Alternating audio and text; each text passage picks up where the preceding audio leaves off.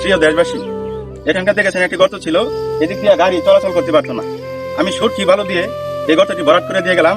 আশা করি এখন গাড়ি এদিক দিয়ে চলাচল করতে পারবে। আসুন, দেশটা আমাদের, দেশকে ভালোবাসি, দেশের জন্য ছোটখাটো কাজগুলি আমরা নিজেরাই করি।